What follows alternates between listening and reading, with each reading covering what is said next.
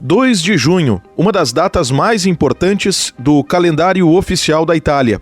Neste dia, no ano de 1946, o Reino da Itália deixou de existir para dar lugar à República Italiana.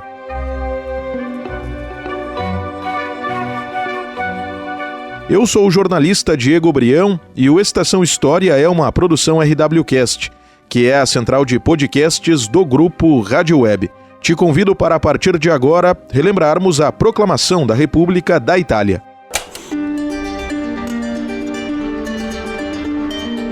Antes do Reino e da República, a Itália passou por uma etapa decisiva na sua história no ano de 1861, quando ocorreu a unificação de diferentes reinos que deram forma ao Reino da Itália. Esta condição de reino estenderia-se até 1946, logo do fim da Segunda Guerra Mundial. Era formada, então, a República Italiana.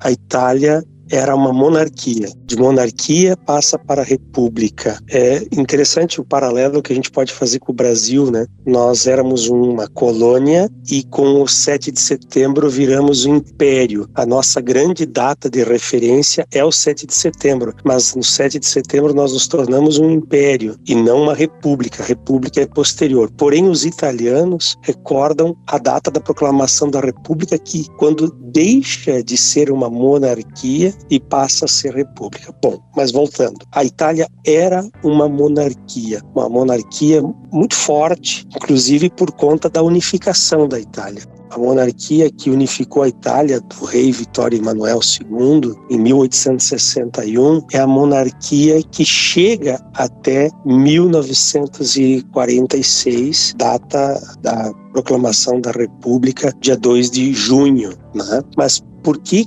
ocorre a proclamação da República ou essa data como início da República Italiana? Por que não se manteve como uma monarquia, enquanto, por exemplo, a Inglaterra, no mesmo período que viveu a Segunda Guerra Mundial, se manteve e se mantém até hoje, ou como a Espanha também tem a sua monarquia? Acontece que depois da unificação da Itália em 1861, essa monarquia ela foi dominando, né? Já tinha sido unificado todos os reinos da Itália, mas a Segunda Guerra Mundial ela é decisiva nesse fenômeno de perda de carinho da comunidade italiana com relação aos seus monarcas.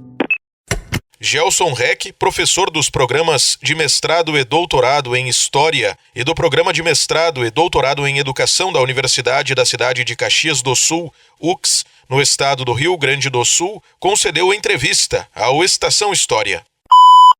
A Segunda Guerra Mundial, ocorrida entre os anos de 1939 e 45, tem uma função decisiva para a mudança na Itália, que extinguiu o reino e o substituiu pela República. A Itália, na maior parte do confronto internacional, integrou o chamado Eixo, junto à Alemanha e o Japão. O Eixo, vale lembrar, foi derrotado pelos chamados aliados, que eram liderados por nações como Reino Unido, União Soviética, China e Estados Unidos.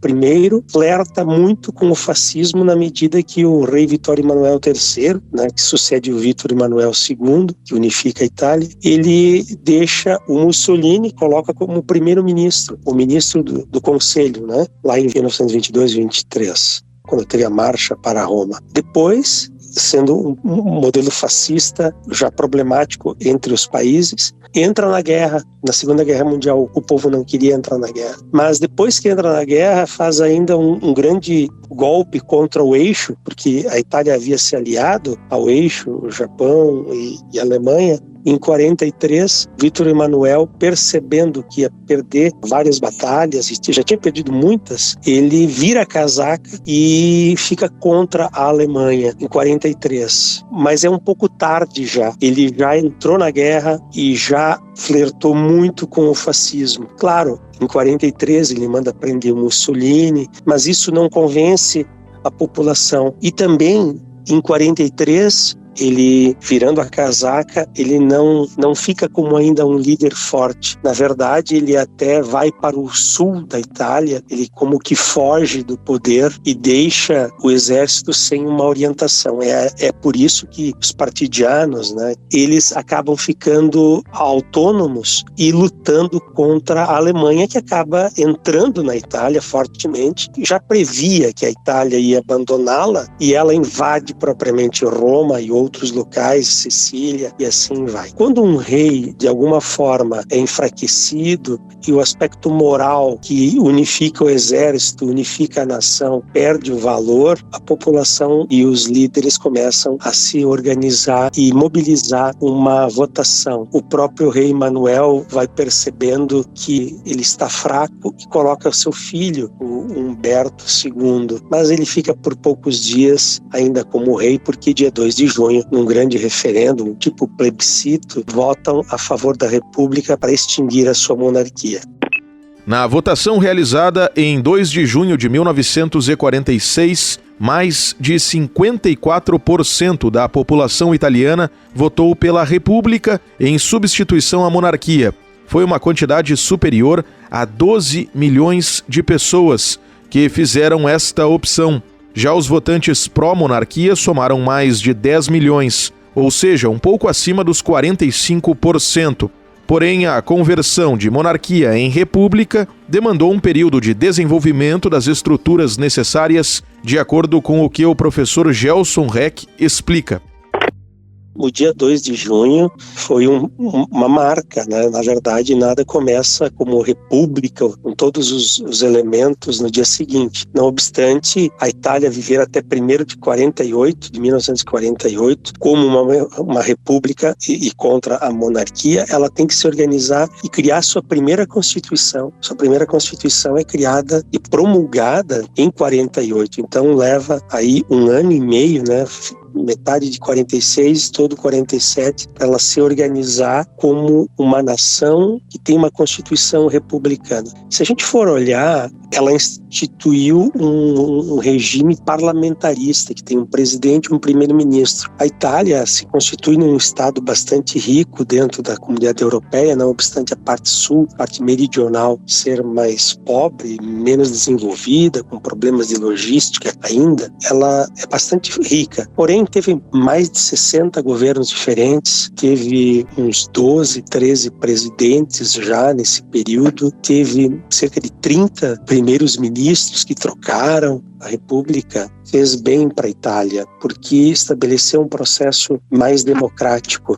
Inclusive, a própria definição se permanecia monárquica ou passava para um regime parlamentarista republicano, teve o voto das mulheres, que foi pela primeira vez as mulheres italianas votaram em alguma coisa. Então, eu penso que a República sempre é um benefício para a democracia. A democracia, ela tem mais vez quando nós estamos num Estado republicano.